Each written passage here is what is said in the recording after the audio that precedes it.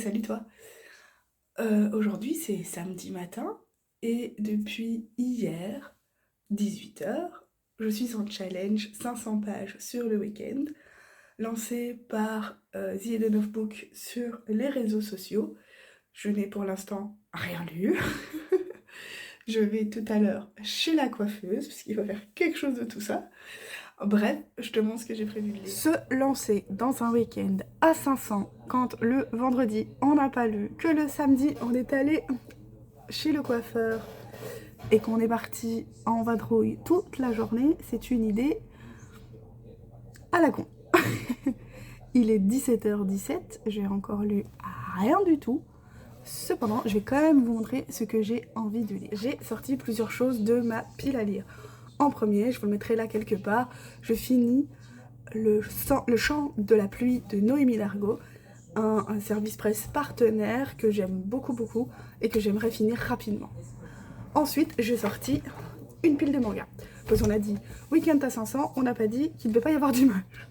Alors j'ai sorti les tomes 3, 4 et 5 qui m'ont été gentiment prêtés lors d'un club de lecture du Les Carnets de l'Apothicaire. C'est une intrigue très lente. On suit cette jeune fille qui se retrouve dans la cour intérieure impériale et il lui arrive tout un tas d'aventures. Franchement, c'est super. Ensuite, découvert avec le conte Yaoi Cast. C'est Black Blood, l'histoire d'amour entre un scientifique et un robot. C'est un one-shot.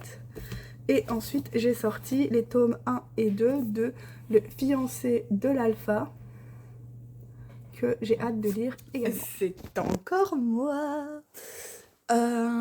J'ai terminé aujourd'hui le livre Le chant de la pluie de Noémie Largot. Alors, avant de vous parler de ça, je vais vous parler d'autre chose. Normalement, ce week-end, je faisais un week-end à 500. C'est-à-dire lire 500 pages en un week-end, du vendredi 18h au dimanche 18h. Cependant, mon week-end était plutôt chargé. Résultat, je crois que j'ai lu une centaine de pages, ce qui est déjà très bien. Mais bon, pour le challenge, c'est un peu pété. Donc, ce que j'ai fait, c'est que j'ai repris la liste existante de livres de mon challenge à 500, auquel j'ai ajouté d'autres livres pour faire une semaine à 1000. La même personne organise la semaine à 1000, donc du lundi au dimanche, on lit 1000 pages. Je crois pas que j'y arriverai. Franchement, si j'y arrive, c'est un miracle. Mais bon, on sait jamais. Donc, dans mon carnet de lecture, j'ai remis la liste de ce que je voulais lire. Donc, il y a Le chant de la pluie, Black Blood, que je vais vous montrer juste après, les tomes 3, 4 et 5 de Les Carnets de l'Apothicaire, la BD Le Maître de California Hill, la BD L'Abîme de l'Oubli, qui sont deux BD que j'ai reçus en service presse NetGalley, et j'ai ajouté le webtoon C'était Populaire. Donc, je vous disais, Le chant de la pluie de Noémie Largot. Donc, je l'ai lu sur la fin de semaine dernière, le week-end et le début de cette semaine. Et donc, c'est une romance contemporaine entre deux jeunes hommes, dont l'un est sourd. Et ce livre m'a bouleversée. Donc, en fait, on va suivre Denzel, qui est donc le personnage sourd de l'histoire, qui est en couple avec Fab. Et lui, il vit sa petite vie tranquille, sa petite routine, sauf que Fab est quelqu'un d'ignoble à plein de niveaux. Je vous laisserai découvrir pourquoi. Et Denzel fait la rencontre de Will. Et ils vont s'appréhender. Le petit twist en plus, Will, il est musicien. Et il y a plein de parallèles à la musique, au fait que c'est pas parce qu'on est sourd qu'on n'entend pas les choses, etc. Enfin, voilà, c'était magnifique. J'ai vraiment passé un très bon moment de lecture. Et je vous recommande vivement de lire ce livre. Si ici je ne vous ai pas convaincu, En barre d'informations, il y aura un lien vers mon blog où j'écris mon avis complet sur ce livre. Je vous parlais donc de Black Blood. Black Blood, c'est ce manga publié chez Akata. Il a été recommandé par Yaoicast sur Instagram. Et j'avoue, de la manière dont il l'a vendu, j'avais très envie de le lire. Donc je vais vous lire la 4e de couverture. Pour la première fois, j'ai senti mon cœur battre en moi. Ethan est un cyborg laissé de sa... Pardon, je vais recommencer, c'est mieux. Ethan est un cyborg lassé de sa carrière de soldat. À la recherche d'horizons paisibles, il se fait embaucher comme agent de sécurité dans un centre de recherche sur la planète Peridot, ou Péridote, je ne sais pas. Dès son arrivée, il rencontre Michael, qui est écrit de manière un peu originale, c'est M-I-K-H-A-I-L, un botaniste qui se prend d'intérêt pour lui. Très vite, l'affection du jeune homme provoque d'étranges réactions chez Ethan. Je rappelle, Ethan, c'est le robot. Mais est-il réellement capable de tomber amoureux, lui dont le corps de métal est dépourvu de cœur? Et là, on a un petit avis en dessous. Non, c'est pas vraiment un avis. Bon, bref, je vous le lis. Sur base de science-fiction, ça va être dur à lire. Ayate Coucou livre une romance aussi improbable que charmante entre un cyborg sexy et un adorable scientifique. Leur histoire pleine de tendresse saura vous faire fondre. Et en mots-clés, on a romance, science-fiction, feel good. Franchement, ça donne trop envie, hein. Sur ce, je vous laisse et je vais aller lire.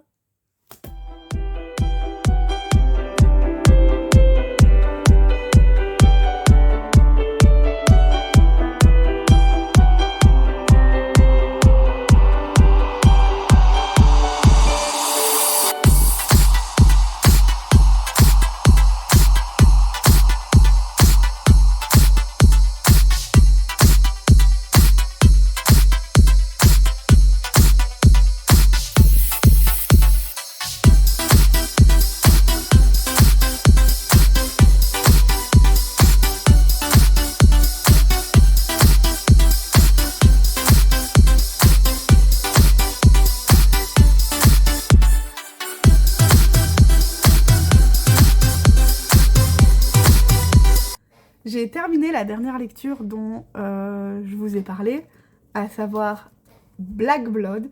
Je l'ai lu en à peu près 1 heure, donc c'est édité chez Akata en format large et c'est un one-shot d'après ce que j'ai compris. Alors c'est l'histoire de ce jeune homme qui est botaniste sur une terre qu'on voudrait terraformer, donc rendre habitable par les hommes. Et en fait il est botaniste et il n'a pas l'occasion d'aller en dehors de la station dans laquelle il travaille pour analyser les plantes, la végétation autour de lui. Et lui, c'est Ethan. C'est un ancien robot soldat, donc qui a connu la guerre, qui part sur cette terre. C'est Péridote ou Pérido, j'en sais rien. Et ces deux-là se retrouvent à travailler ensemble. En fait, Michael a l'autorisation d'aller dehors pour analyser la végétation.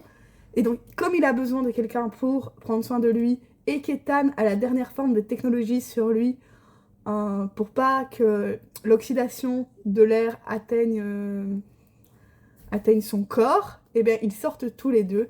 Et à partir de là, une belle relation se développe entre ces deux-là.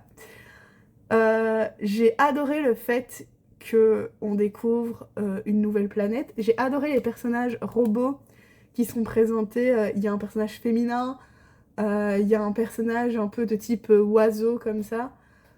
Et donc on ne le comprend que si on est un robot ou si on a les adaptateurs pour comprendre ce qu'il dit, sinon on entend juste wing wing.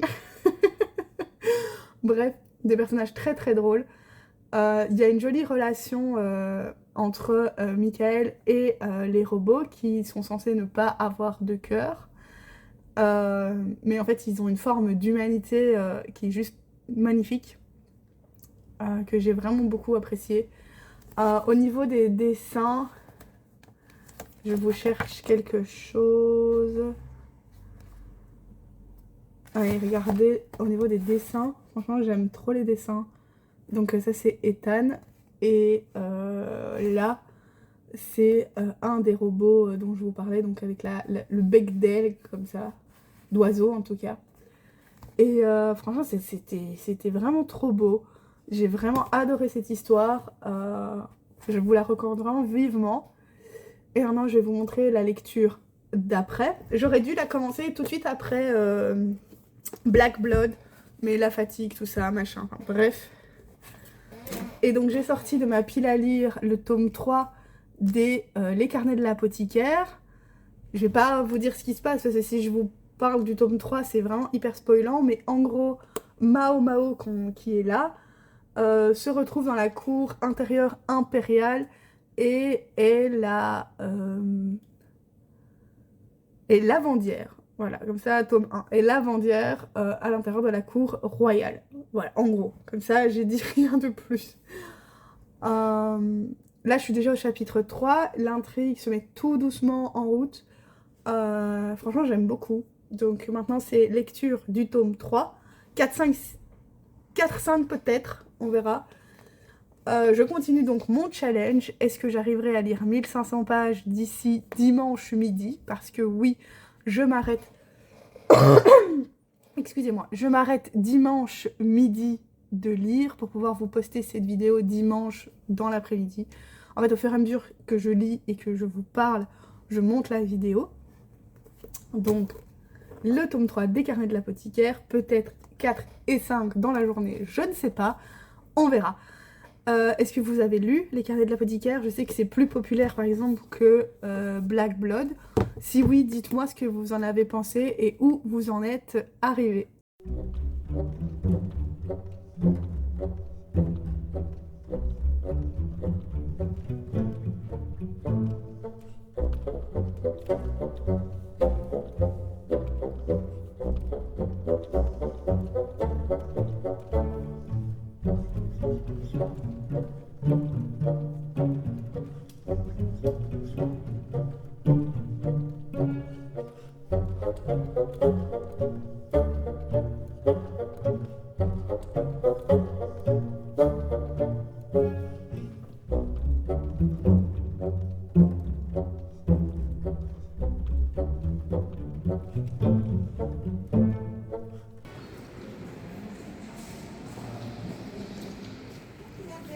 Petit renard, petit renard. Oh, quelqu'un le suit, c'est sûr. Petit renard. Et en plus, il connaît son nom.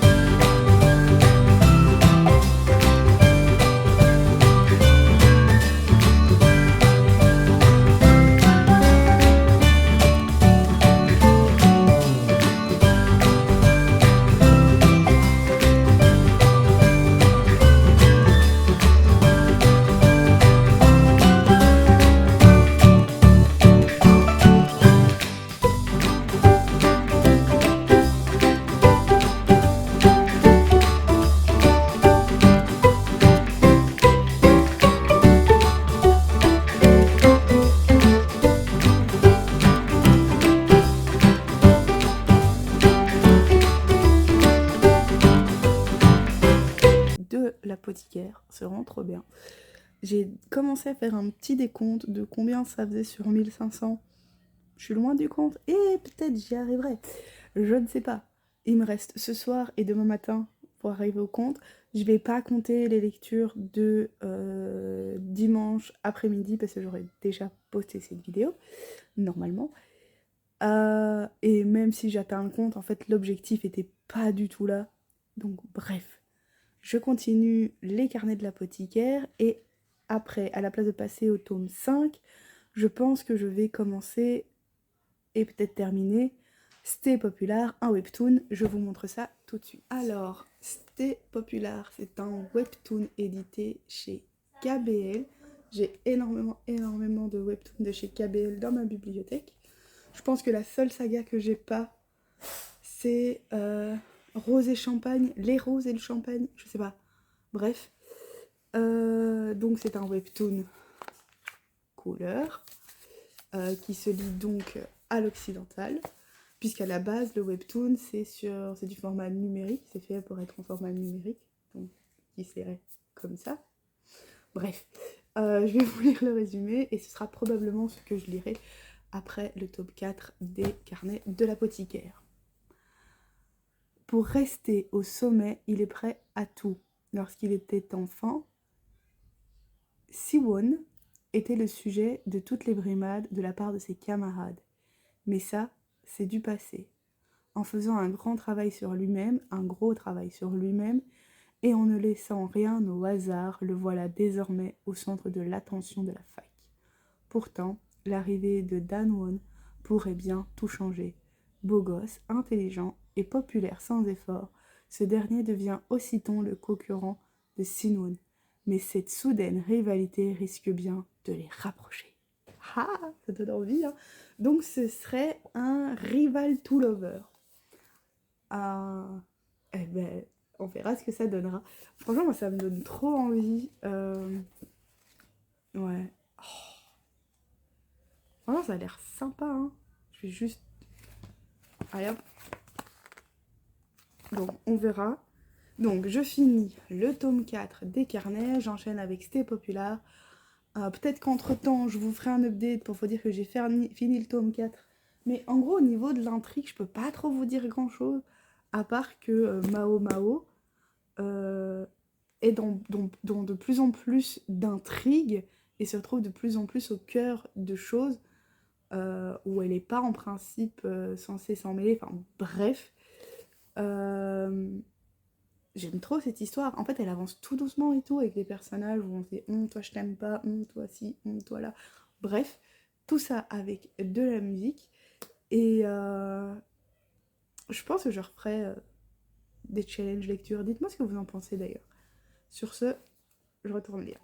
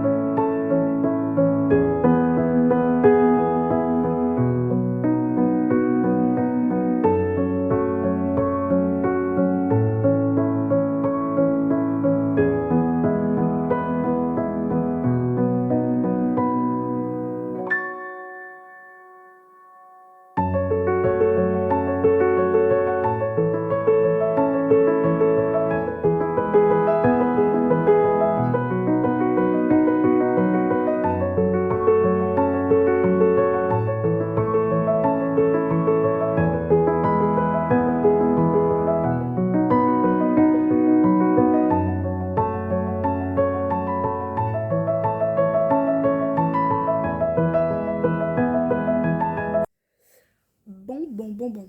C'est pas qu'elle commence à faire star, hein, mais c'est tout comme. Donc, aujourd'hui, j'ai terminé le tome 3 des carnets de l'apothicaire, le tome 4 des carnets de l'apothicaire, et je viens d'enchaîner avec Stay Popular chez KBL, un webtoon.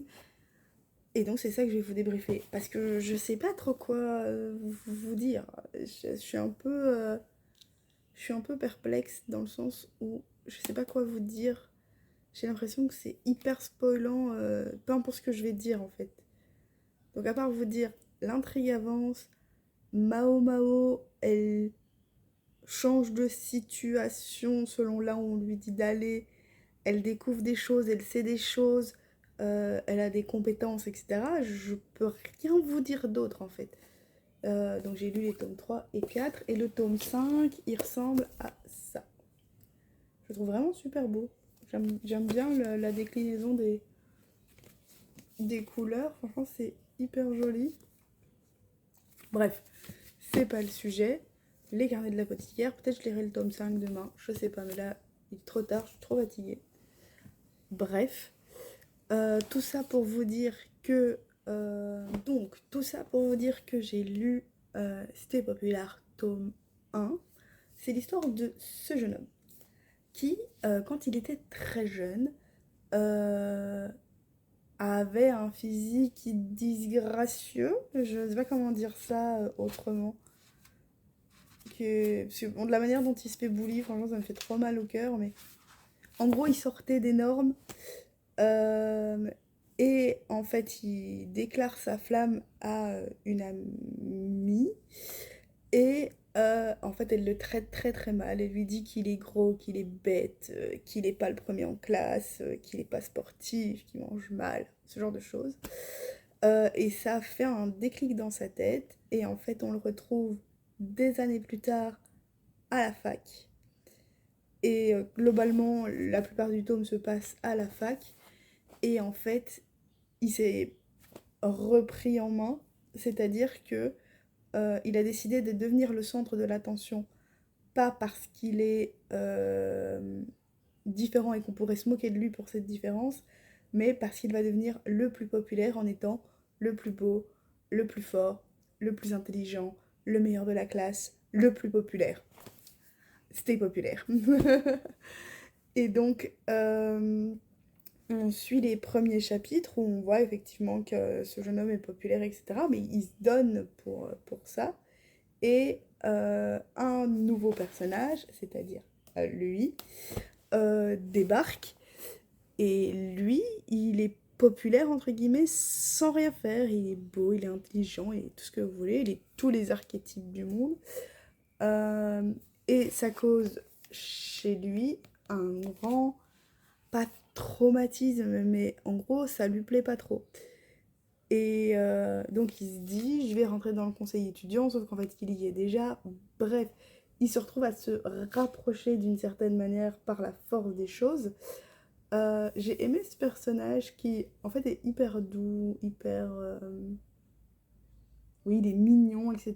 Mais il y a ouais, une forme de douceur et d'humanité qui se dégage de lui. De ce personnage se dégage une forme de jalousie et, et en fait ils se plaisent bien. Euh, L'un des deux sera plus ouvert à le dire que l'autre. Bref, c'était vraiment très très sympa. La fin de l'épisode se termine pas sur eux, mais sur quelque chose qu'ils ont mis en place ensemble avec le conseil étudiant. Et après, on nous dit à suivre. Il y a aussi une histoire GL à l'intérieur, donc une histoire entre deux filles. Et j'ai trouvé ça hyper cool. Ici, hop, une histoire une, avec une de ses filles. Bref, j'ai trouvé ça vraiment cool. Hâte de lire la suite. J'ai regardé dans mon cahier. Et dans mon cahier, on commence à avoir quelques pages. Hein. Tic, tic, tic. Évidemment, je l'ai écrit à l'envers, sinon c'est pas drôle. Donc, 340 pages pour Le Chant de la Pluie, 240 pages pour Black Blood, Carnet de l'apothicaire 3, 184 pages, Carnet de l'apothicaire 4, 180 pages, et Cité Populaire 302 pages. Peut-être j'irai pas au-delà parce que je vous dis que je lirai demain matin, mais en fait si je suis trop fatiguée, je lirai pas demain matin, je ferai le montage et ce sera ça, boum. Peut-être je lirai, je sais pas. Sur la liste, en tout cas, il me reste Le Maître de California Hill, l'abîme de l'oubli et les carnets de l'apothicaire 5 et quelque chose que j'avais pas noté dans tic tic tic où il se trouve ici, que je n'avais pas noté dans ma liste de 9 jours à 1500, c'était les tomes 1 et 2 de La fiancée de l'alpha, que je lirai probablement pas, je n'en sais rien. Bref, je vais vous laisser là, on verra ce que je ferai après et moi je vous dis bonne nuit.